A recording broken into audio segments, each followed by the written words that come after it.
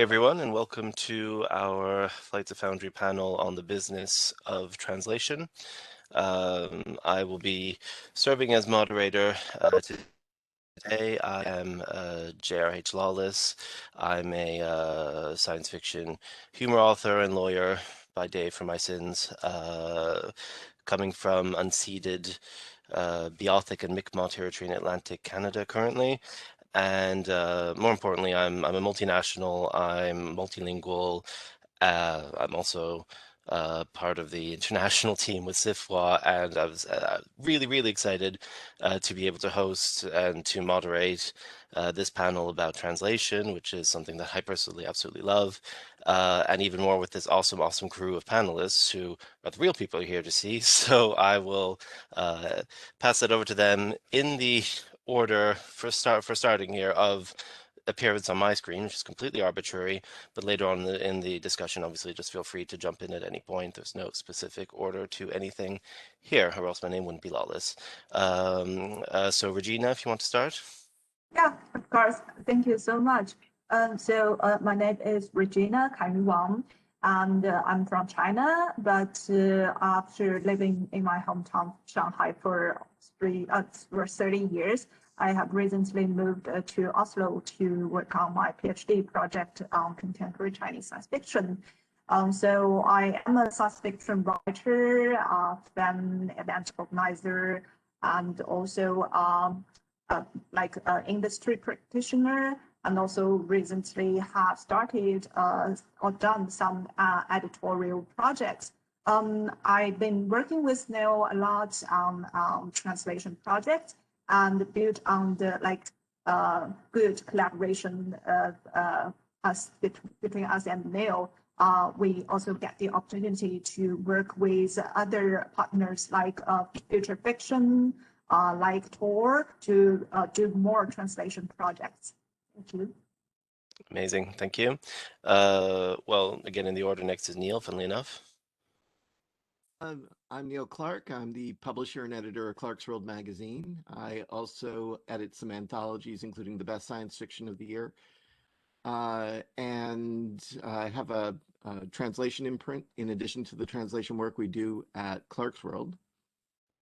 We've published over 60 or 70 translations in Clark's World over the last 10 years. And I'm currently a Hugo nominee for Best Editor Short Form. And obviously, last but not least, Alex.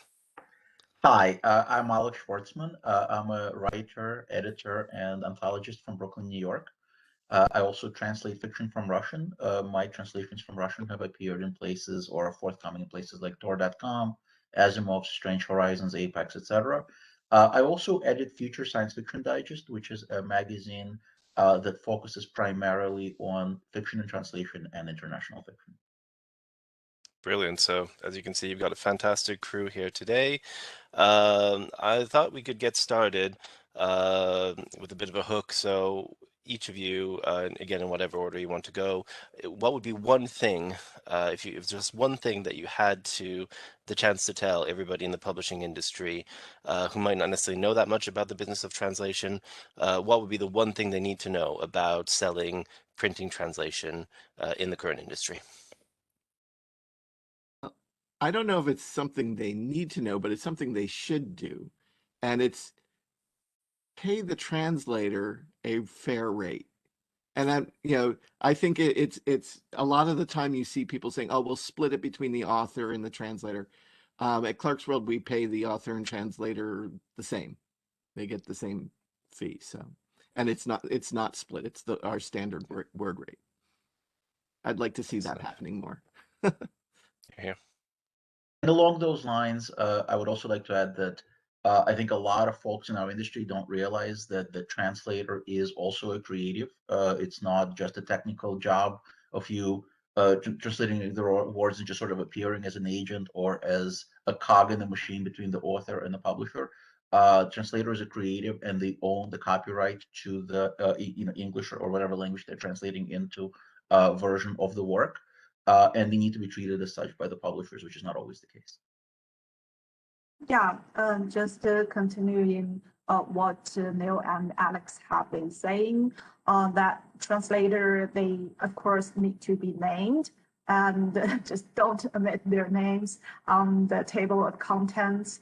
And if you can, maybe you can also add bios of translators together with the authors, just to acknowledge their efforts properly. Absolutely. That's brilliant. Thank you so much. So you've all have loads of awesome experience with regards to translation in the industry. Are there any particularly exciting, brilliant projects that you've worked on? Some of the best moments that you'd like to share with folks?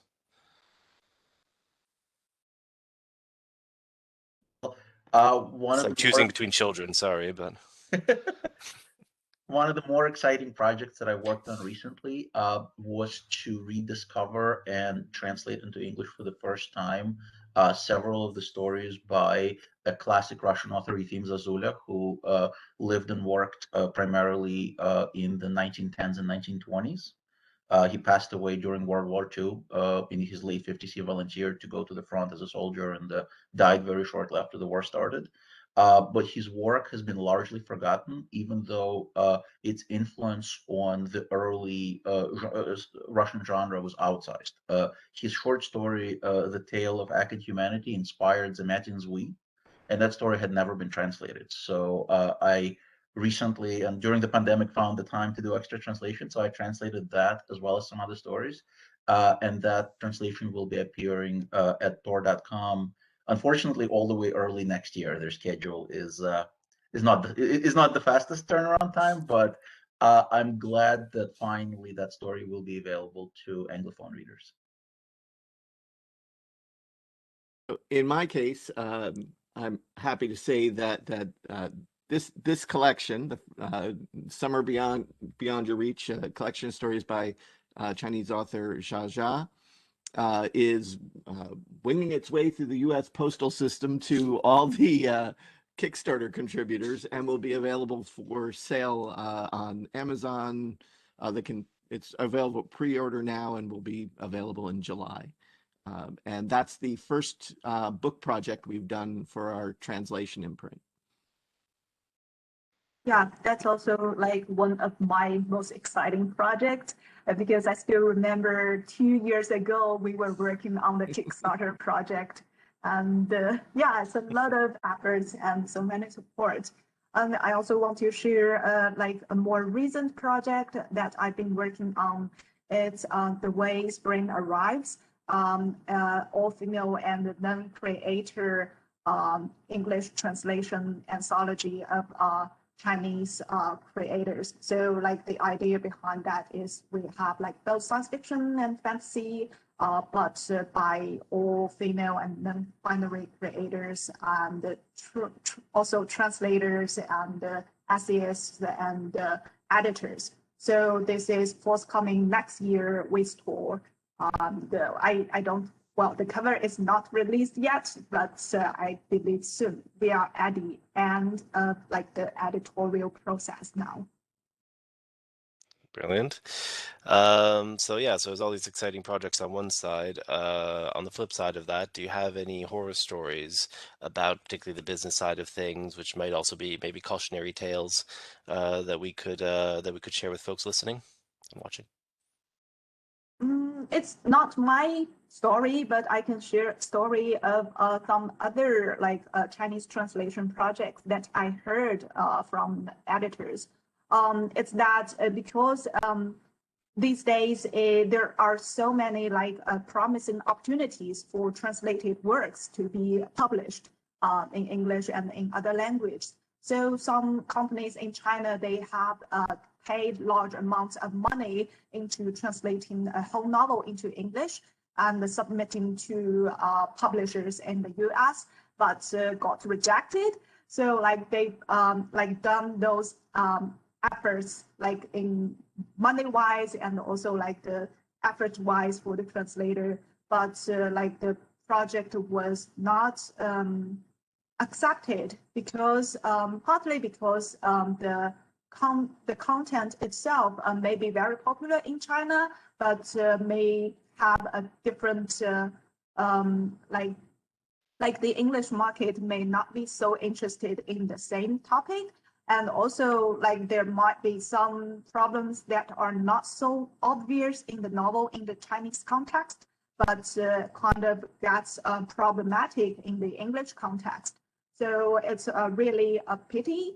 And that's why I think it's a good collaboration model that Storycon has developed with Neil, like having those synopses first to give the English editor a sense of what the contents are about ahead of like translating the whole story while risking it not being able to be published.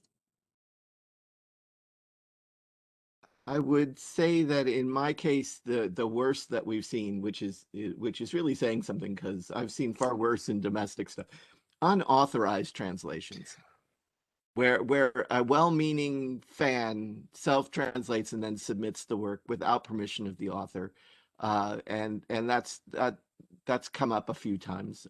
Never in one that we were going to buy, but it's come up where we've known the story was being translated officially elsewhere, and we've seen it come in submission, which was problematic.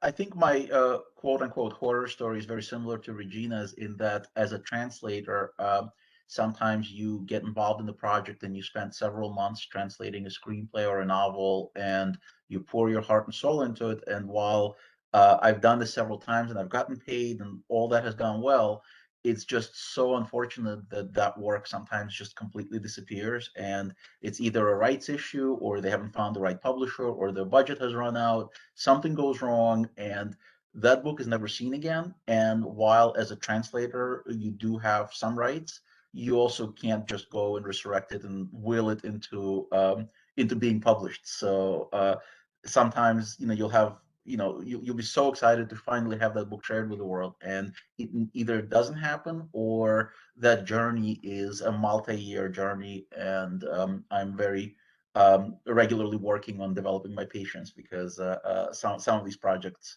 should have been out a year and a half ago, and I don't know when they're going to come out. Well, that segues into my next question nicely. Thank you there.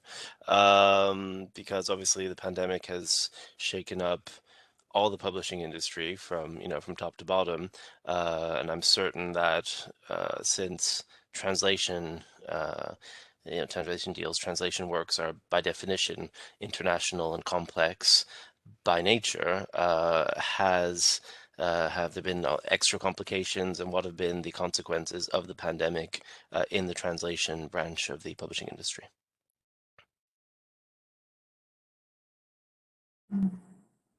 Well, like I think I've seen like small publishers, especially like independent publishers, canceling or postponing projects, translation projects due to the pandemic, because really it's a huge hit for those small business. And for larger publishers, they may still able to continue their projects, and because they have a good base or foundation. But for the smaller business, it's really hard. I like personal experience, well, not my own work, but like the authors I work with, their projects got canceled or being postponed. And also like even if consider like publishing in China, because like China has been like experiencing pandemic the first, and also seem to conquer it like the first, and everything seems to go to normal. But still, like we are still facing a like huge postpone in publishing in China, because like several months of lockdown and everything ceased, and that's like a lot of works are laid back. I would say that it's more of an issue for small publishing rather than translation, but absolutely, we've seen ebook sales tank, we've seen audiobook sales tank, and my theory for that is that so many of those were being purchased and consumed during people's commute to work. We've seen the print book numbers actually rise slightly, because people who purchase and read print books, perhaps they had more time because they're stuck at home. But those sales, in my experience at least, and it's a very small view of one small publisher, but in my experience, they far they came far short of making up for the lost sales from the other platforms, because for the small presses, ebooks and electronic sales are generally a disproportionately large part of our sales.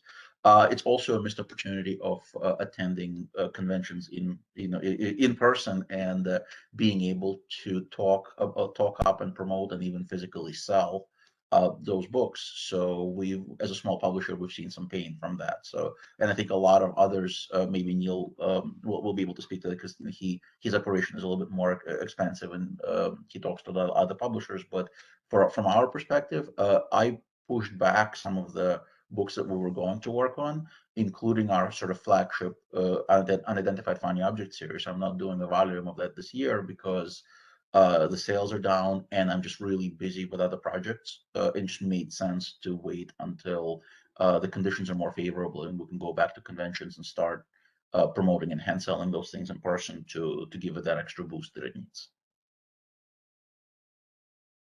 I wouldn't say that there was a huge difference between the domestic and internet and translated works in terms of production issues and everything else caused by the pandemic. The one thing that I did notice that was actually a positive was that we saw an increase in submissions from other parts of the world during the pandemic, and a number of those were translations. So we did see an increase in activity, which I think is a good thing. Historically, translations haven't been exactly what you would consider welcome in the U.S. markets, and I think that they're beginning to that history prevented a lot of people from submitting them, and I think that is changing now. Brilliant. Okay. So, I mean, we've talked about short fiction translations. We've talked about some longer novel length projects. What would you say are some of the key differences between short fiction translations, long form, novel length translations, when it comes to the business side of things? To me, the biggest difference is financial. A publisher has to commit, who wants to commit to publishing a novel in translation, essentially needs to double their budget of what they're paying in advance, right? Because they have to pay the translator, and typically you're looking at somewhere between 10 and 15 cents per word, to perform the translation, and then they still need to pay the author the advance that they would normally pay pay an author. So for them to take a novel that's even by a popular author from another country, its chances of success are still the same as publishing a brand new author who writes in English. So they're taking more of a chance for the same budget. And it becomes a problem because most publishers are very risk averse, and they're not necessarily going to want to spend that extra money. Short fiction is a little bit easier, though that problem still exists. Neil opened with,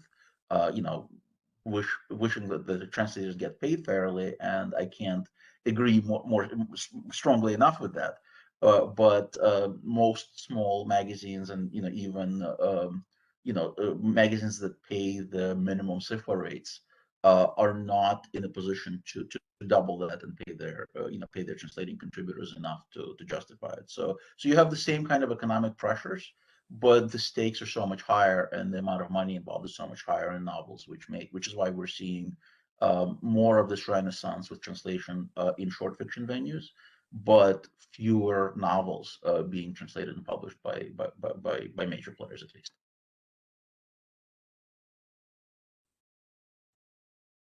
I mean, that's pretty much the big issue right there, is that whole, it's not just financial risk, it's um, you don't see too many publishers taking big gambles on new authors, regardless of where they're from. They usually establish themselves in some other way first. A lot of them come up through short fiction. I think that's one of the things that we've seen is that that the short fiction translations seem to be creating more opportunities, but not a lot more opportunities in book form. I think the whole model of short fiction sort of allows us to take more risks. In a magazine, for example, we have what most editors will do something that's like sandwiching, where they'll take something they know pushes a little bit further than maybe the readers would have initially read as a standalone, in between a bunch of other stories that they might be more comfortable with. And I think that that mix allows short fiction to play a little bit more with themes and styles and all sorts of things. I do want to drop back though on the budget issue for translation. Yeah, you're going to end up paying more for a translation in short fiction, but the obstacle for most magazines, if they're only doing one translation in a year, that is spread out across a whole year's budget. So there is more wiggle room when you look at things in an annual sense. So they can take chances here and there and spend a little bit more without completely disrupting their entire budget. Yeah, I can't agree more. Like short stories are definitely like more flexible than novels. In my experience, like for some other language publishers, they are like they can't even offer the authors some payments. So like, English has always been the large market, and the English publishing market is more developed. So like those small business, they can still like pay author the civil rates.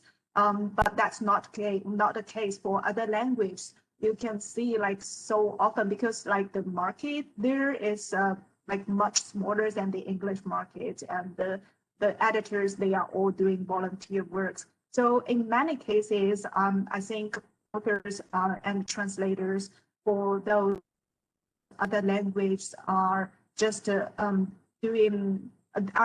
offering their kindness to like spread the stories into a new language. But I doubt that can be working in the novel lands, because like novel definitely needs much more efforts from the translator. Like maybe the author is kind enough to not care about like getting paid, but I do think like for novel length works, the translators need to be paid properly.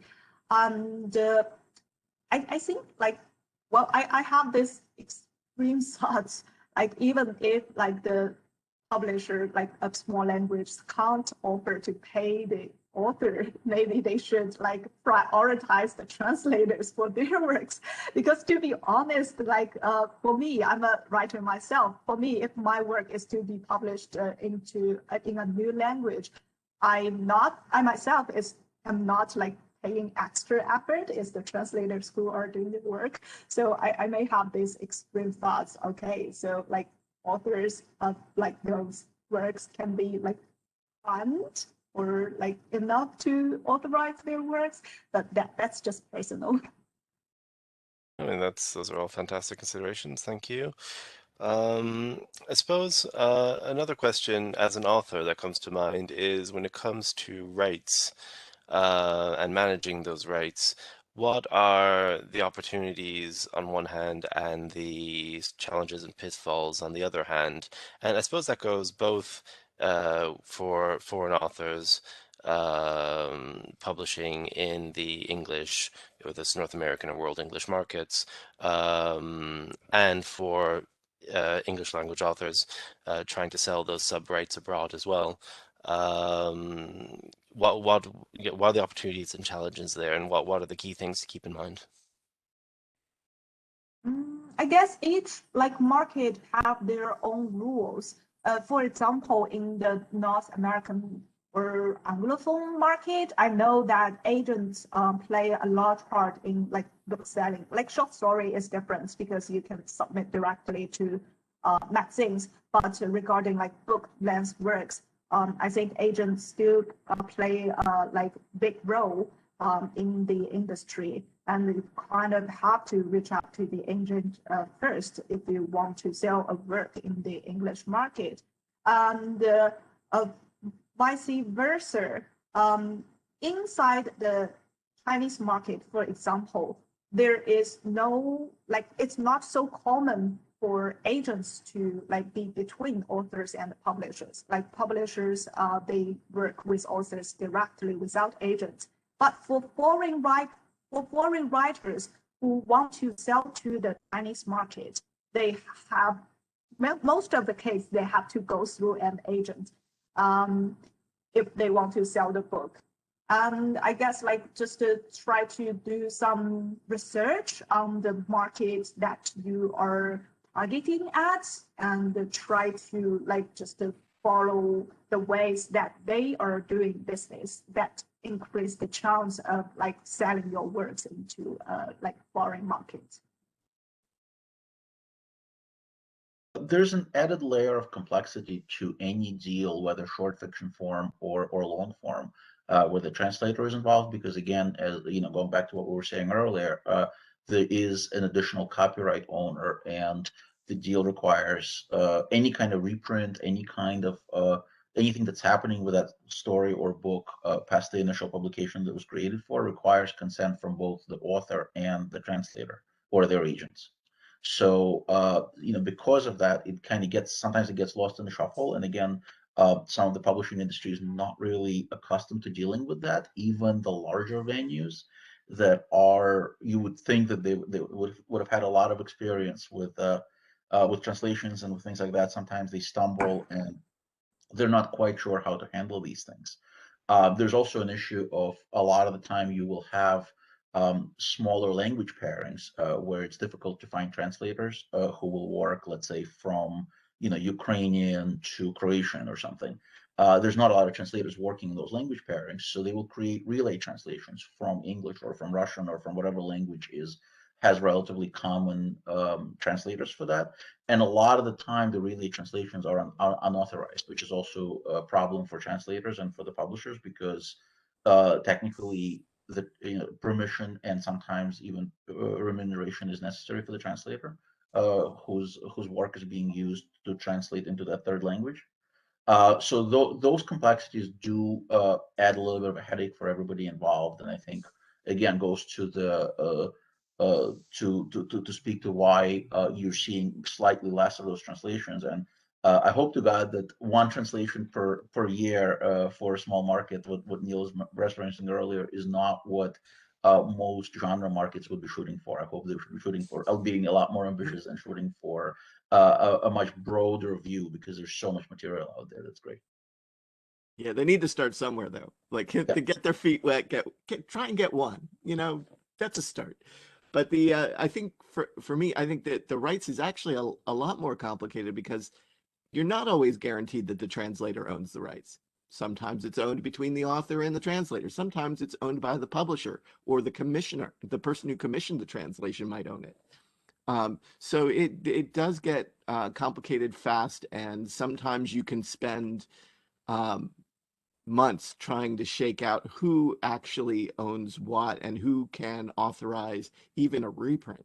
So it can be complicated at times. One of the things I've found that's helpful is sometimes if it's not a market that you have worked with translations from before, finding someone or that you know of that has worked in that market to help sort of be your guide into figuring out the local customs of publishing. So I think that's a good thing for people to rely on in the future. Yeah, that just makes me think about so as part of the volunteer work that I do within SIFWA as well, trying to help resolve certain grievances, shall we say. Often you do have these international contracts for translations, for foreign sales, and it soon gets so complex. even in, you know, the legalese and just the extra distance and the communication barrier, even before you go into these super complex right issues specific to translations. So yeah, I think it's, you know, it's translations have so many opportunities, but also a lot of very specific things to keep in mind. I'm just looking at the time there because that's my job. And I think that it might be good to go to some of the great questions that we've had over on the Discord there. And then hopefully that'll give us enough time to do those and then to do sort of final round of final words and shout outs at the end there. So taking them in order, KT has an awesome question. How do translators find new translation projects? In our case, we have a bunch of translators that we work with on the Chinese side of our operation. And when I find a story, I will reach out to different translators that if I know somebody has worked with that author before, or if it feels more like their type of story, or it might be availability. So I might send out a few copies of the stories to different translators to see who's interested, who's available. That's when we're commissioning a translation. We'll be doing something similar this year with Spanish. We're going to do a Spanish translation submissions window and see how that goes. And then most of the rest of them come in from the authors, and many of them, there's one of our translators who, because of the work they've been doing, is recognized by the authors they've worked with before, and they might send stories to them to see if they're interested in translating and submitting them. Yeah. I'm sorry, please go ahead, Regina. Oh, sorry. Oh, sorry. Yeah, I just want to add that for new translators who have a limited experience in translation, it might be hard to get like a professional like work project in the very beginning. So I guess one way to start out is to reach out to some other translators who are more experienced in this language peer and who can share experience. For example, there are like translators starting threads or groups on Twitter in helping new translators. So they've been sharing their experience. And sometimes you need some efforts to get to the stage where you can get like to work as a like paid or professional translator. But before that, collaborating with an experienced translator on one project and start to learn the skills before you do it independently is a good way. Because taking the example of the Clarksville Chinese science fiction translation project as an example, I know many young translators started out from collaborating with, for example, Ken Liu, and together they work on the story and they learn the expertise and grow into an independent translator. Short fiction is a great way to get your feet wet if you're interested in translation, because you can reach out to the author directly, and unless the author is of an extremely high international best-selling author stature, generally they will work with you directly on short fiction permissions versus something like novels. So you can just find a story that you really love in the language that you speak, and if it's a story that you want to share with readers in another language, talk to the author, find out if they would be amenable to let you translate their story and what the terms would be, what would happen to the story if it was to sell to a market like Clarksville or elsewhere. And if they grant you permission to do the translation, then go ahead and do it. And then you can essentially act as a miniature agent for that particular work of that particular author, where you'll be submitting it the same way that you would submit your own short fiction. And you don't need an agent, you don't need anything to knock on most of those doors. And if the story is of interest, it will hopefully it'll sell. A great way that there's in Russian there's a ton of short fiction being written, and it's almost impossible to keep track of it all, just like in English. So I rely on keeping my ear to the ground. I look at what's being nominated for awards and winning contests. I listen to on social media to well-known literary critics that write and read in Russian. I also pay attention to what my friends whose tastes I like are reading and talking about. And of course, you develop relationships with the authors where once you've translated the work of theirs, they will tend to just send you their better short stories and say, hey, is this something that you think American readers might like? So even if you don't have a translator who can take you under their wing already, you can still pair up with an aspiring up and coming author from the country and the language that you speak, and kind of see if you can create a professional quality publishable translation. Thanks for those. There's some great info and great tips there. Here's a great question from Monica in the Discord. How much leeway do editors give translated stories that don't necessarily have a Western style of pacing or narrative structure? I think that's one of the reasons I want to work with translations. I want to see what's going on elsewhere and see the full range of science fiction and fantasy that's out there. So I tend to be, pretty. I don't fiddle around a lot with the translations. I mean, there might be cases where I'm asking, for clarification on things because, for example, we did an alternate history. That's a challenge to do from another language and culture. So you might need to do a little more work there, but narrative styles, and I tend to be a little more hands off on that. We generally are aware of what we're getting ourselves into before we translate anything anyway. I can't tell you how many times I've gotten rejection letters with personal rejection letters from top tier markets with the stated reason of this story started too slowly for me. And in the Russian narrative tradition, you don't tend to start with a strong hook. You tend to slowly submerge the readers into the warm water of your world building and your characters, and then get to the point of the story eventually.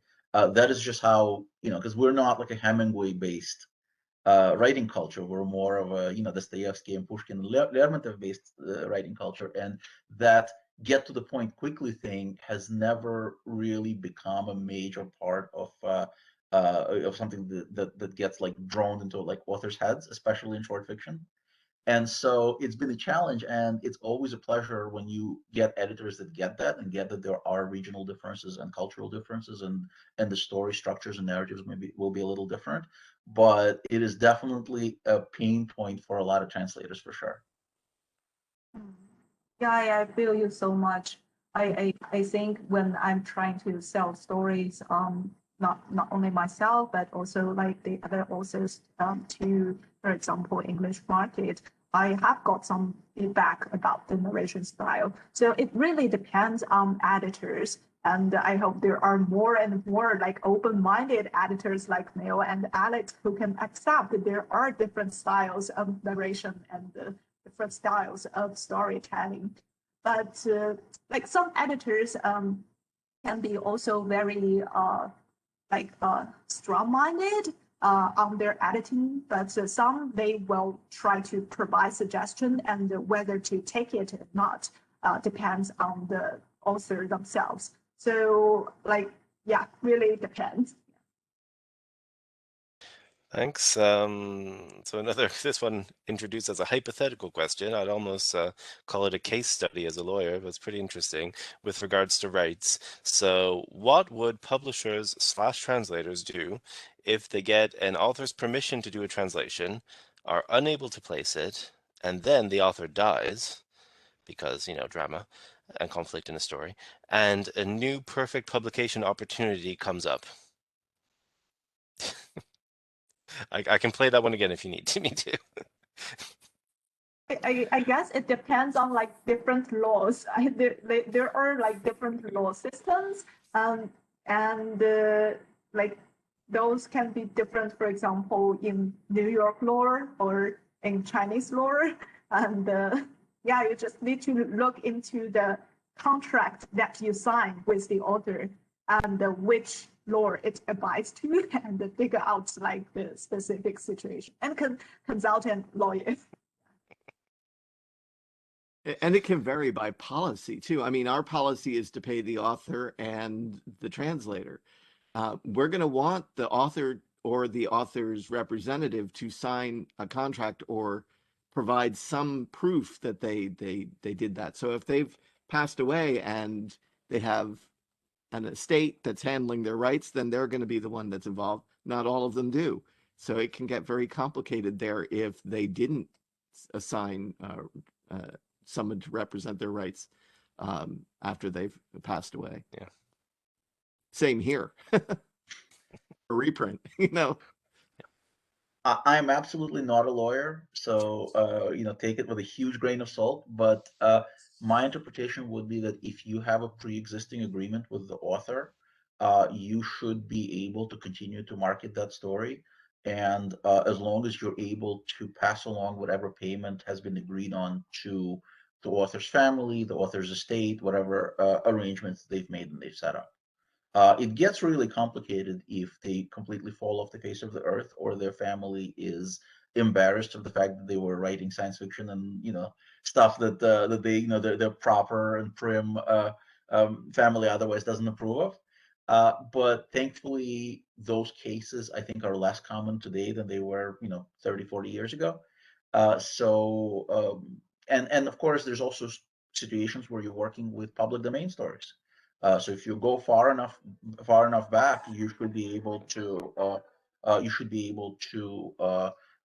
just translate without having to ask for permission. But that case, you also have a little bit of a problem because the way that the stories fall into public domain vary from country to country, and you need to make sure that not only are you within those rights in the language you're translating to, but also in language you're translating from. So I'm eyeing those Bulgakov works, and they're still about 10 years away before I can before I can get into them without having to seek permission from a very rights grabby and a lawyer, a lawyer friendly estate. So good thing to look forward to then. So maybe one more question then before we do the final round.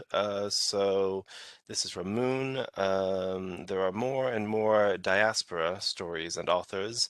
So are diaspora translators specifically taken into consideration? And the second part of the question is how monolithic are uh, are you as translators considering your audience to be, I suppose, how that the diaspora and the diversity of audiences, how that's taken into account?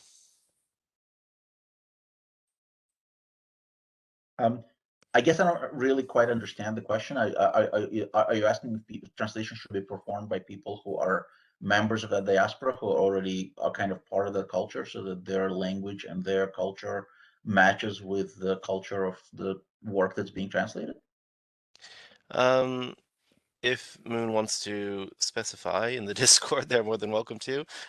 From the way I gather, I think it seems more generally about taking into account maybe diaspora realities within what could otherwise be a monolithic view of a certain culture, maybe. I would think that you let the story do the talking on that, and you just do your best job to relay the subtleties and the meanings of what the author was trying to say. Sometimes they, especially when you're translating works from countries and from cultures that are a little bit more difficult to speak your truth, like works from the Soviet Union era, for example. There are subtleties and there are ways that the author is trying to say something without really saying it. So you have to find a way to relay that to the reader in the target language. But you want that meaning understood. You don't want to add in your own layers of meaning or try to add shades and colors to the story that were not already there. If I'm understanding the question correctly, Yeah. which I may still No, no, not I be, but think you maybe definitely maybe are. my, No, I my think you esteemed are. panelist friends will help me out. No, I know that there's some occasions where people try to read what the country's stories are like by their translations. And I mean, that's just as ludicrous as trying to figure out what a New Jersey writer writes by the number of stories written by New Jersey writers. Um, but I do think that there's when you're selecting your translators, or the best translators are the ones that clearly understand the culture the story is coming from, the language is understood. And I think that one other thing is that you want them to be as good a writer as the original writer in the destination language as the original author was in their language. So it's a combination of things. Um, you know, I wouldn't say that it's restricted to diaspora, but you have some people who might be uh, from here living there, or from there living here. They both have something valuable to add, assuming that their experience is significant enough to relate to the story properly.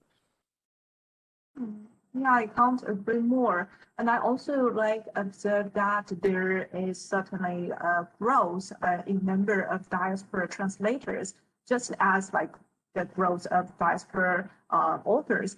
And I guess this is because the entire genre community is more and more open and welcoming to diverse voices. So I think it's definitely a good thing. And as for the story itself, was people who know both cultures are the most suitable ones to communicate them. I guess all translators, they are trying to achieve the same goal more or less. And yeah, just to do that, if as a diaspora translator, you want to bring those stories to more audience, just to go for that. Great. Right. So we have 2.5 minutes to wrap it up, everybody. Last words, last plugs, last whatever you feel like saying.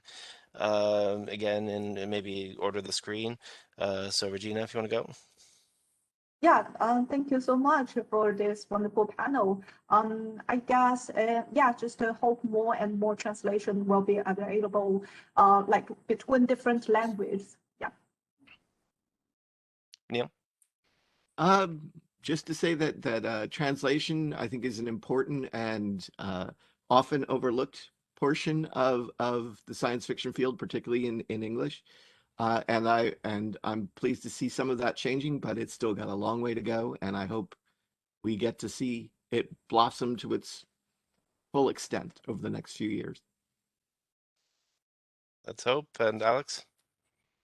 I think that if you are a bilingual reader and you have aspirations for writing for translation, you can be a part of this process. You can help bring wonderful works into English or into other languages for your fellow fans to enjoy that they wouldn't be able to otherwise. So please join us in this process. I know Neil is always open to submissions of translated works. Future Science Fiction is always open to submissions of translated works for science fiction as well. We would love to see more of those stories always. I'll add one Well, last oh, yes. thing. Yes, please. If there's other publishers who are curious about getting into publishing translated works, more than happy to talk to you. Always. Word to the wise. Well, thank you very much, everybody. You've been fantastic panelists. Thanks to everybody watching. We're just about on time, so before we get kicked out by the con organizers, thank you all for attending our panel. I hope you have a fantastic rest of your flights of Foundry. Thanks, everyone. Take Thanks for care, everybody. moderating, Jay. Thank you. Oh, Thank you it's for so the much fun. moderation. Yeah. All right. Take care, folks.